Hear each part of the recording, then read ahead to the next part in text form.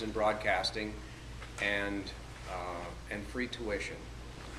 And there was a guy named Terry Gottschalk really, who was program director for the radio station, over-the-air radio station.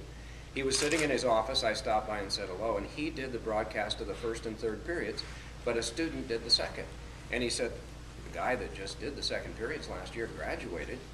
If you want it, it's yours.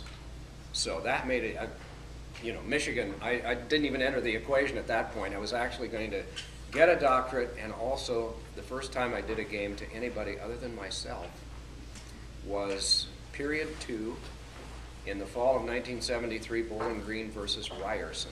It was one of those Canadian schools that Jack was having come down to play the team, because CCHA was only 4 schools, so he had to make up a full schedule and he had to find opponents somewhere.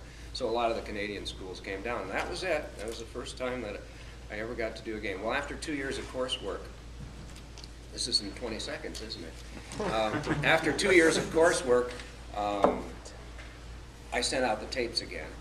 And I got a call one day from a radio station in Port Huron where the man who owned the team ran the station. His name was John Wismer. And he said, why don't you come up and talk about it? And the first question he asked me was, how much is it going to cost me if you come here? And I said, $160 a week. And he said, oh, that'll be fine. And I'm thinking, gee, I should learn something about how to negotiate contract. If he likes what I suggested, then obviously I didn't do very well. So I asked to take a mulligan on it and start over, and he laughed and said, well, we'll review you in 6 months, and if your work is good, I'll give you a raise, and another 6 months after that. And he was good to his word. So that's the real short version of my memory of Bowling Green, was the fact that this was where I got to do my very first period of hockey. And you never forget the first time, the first place, nor the people that were on the team, nor the coach, who I hear is in town, so that'll be good too. You alluded to my next question, but the local legend has it that you started your broadcasting career at the top of the Allen County Coliseum, talking into doing games in the tape recorder. Yeah. How did that come? Oh, they were pretty brutal because obviously what it was wasn't good enough to get me a job anywhere. What I would do is listen to them on the way home, because my dad ran a music store and he had a reel-to-reel battery-powered tape recorder. This was actually before the days of cassettes, and when the cassettes came along, then I shifted to that and listened to it on the way home and try to learn from it and go back over and sit in the corner, usually on Wednesday nights in Fort Wayne, because they sold out on Saturday and you didn't want to be sitting in a full section and driving people nuts broadcasting a game to yourself. And I got help from a lot of people along the way that were in the business that I asked for advice and asked them to listen to my tapes, and they do it. And for what it's worth, I still do that for other folks too. If they want me to hear them, I always do, because people did it for me. Seems like only fair. So if you have some tapes you want me to listen to, I'll be glad to do it. I usually do it in August, and sometimes it's a fairly substantial group, and now with emails I don't have to sit and type out observations. I just send them right back through email, and so that's how that works. How old were you when you started doing that? I would have been 1971 here, Bowling Green. I would have been 25.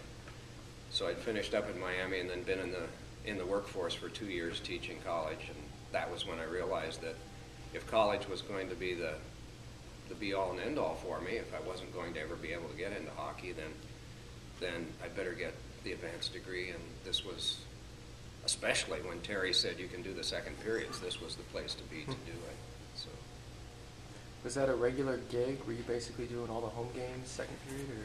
Yeah, I got 18 periods in that first year, 18 second periods, and I got to do the first and third one night when Terry's wife had their first child. Kenneth William Gottschalk was born, and Bob Schmidt, who had played on one of those early teams, we had 3 in the booth. We had learned from Don Meredith and Howard Cosell and Keith Jackson that was the thing to do. That's what was happening in sports at the time, so that's what we did. And it helped to have an actual athlete there in the booth, because neither Terry nor I were that. But yeah, that was I think the sum total was 18 periods, and we got ripped off in the CCHA playoffs by two brother linesmen in St. Louis with the St. Louis Billikens. And we felt there was conspiracy going on because they called a play offside. Or they failed to call a play offside that led to the winning goal in overtime. Corrupt stripes at the time. Not anymore. Do any of those original tapes that you did just to yourself? Yeah, What is there's. I think I still have one of the CCHA the second year. Ohio University left, and Ohio State came in. Lake Superior State, and St. Louis, and Bowling Green, I think, were the four schools. And the CCHA final was here in this building. And Ohio State got into all kinds of penalty trouble, and George Abick, one of their defensemen, got a misconduct and a game misconduct, so they were down to 3D, and the Falcons just rolled over them. So that was their first, to my knowledge, that was their first CCHA championship, was right here. A guy named Bill Purcell was the referee. He was from the Toledo area, and the penalty started rolling up against Ohio State pretty fast. I don't know if they were suspicious at all, but he put them in the box quite a bit. It was a two-referee system then. And occasionally there was a referee from Detroit, from Windsor, named John McGonigle, and I loved watching him referee because he was really acrobatic with all of his calls. If I could get a water, I've been fighting a cold the last 3 weeks. So he would, on a delayed penalty call, he would point at the guy, all up and down the ice. As he was skating and the play was continuing, he didn't point. Then, when play stopped, he would do this and point to the penalty box like that, as if to say, if you don't know the way, I'm showing you. So, those are just some of the memories. I'll continue in a second here. I caught a fall cold about 3 weeks ago, and that's the bane of existence for announcers. It always settles right here. So it's pretty well gone away, but there's still a head cold part of it. So I'm getting better already. Go ahead and ask another. I think I can slug through it here. I was just wondering, what's your favorite moment in broadcasting throughout your career? Well, the first game here would be one of them. I didn't sleep the night before, and none of the others follow if you didn't have the first one. And Jack was really good to me, cooperated, did interviews every day, and recognized this is what I really wanted to do. Jack left here to go to the Cleveland Crusaders, and I actually had a job interview because of Jack in Cleveland. Water's on the way. Okay. But I'll list the other things in a second. I usually have chewing gum with me too. Thank you.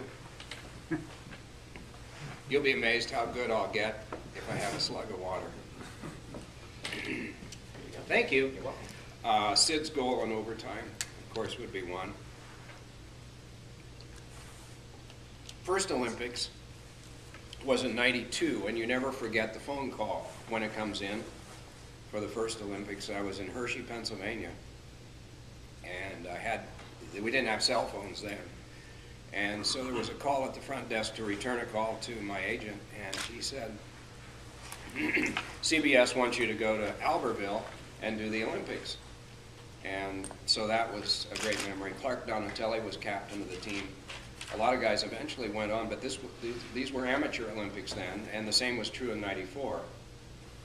And Dave Peterson was the coach, and they had a goaltender named Ray LeBlanc who had a hot streak that was unbelievable.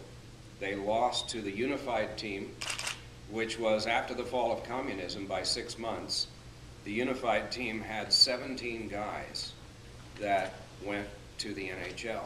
But they, of course, were very rare to allow someone to go to the NHL at that time. So Kasparaitis and Yushkevich and Kovalev and all these guys, some of them are still playing here or in Russia, were a part of that team. Viktor Tikhonov's last really great team. And at center ice, after they had clinched the gold medal from Eric Lindros in Canada, they all gathered around and threw Viktor up in the air and caught him, and threw him up in the air and caught him. And the teams that had preceded them, you could tell because communism had fallen, would have probably dropped him.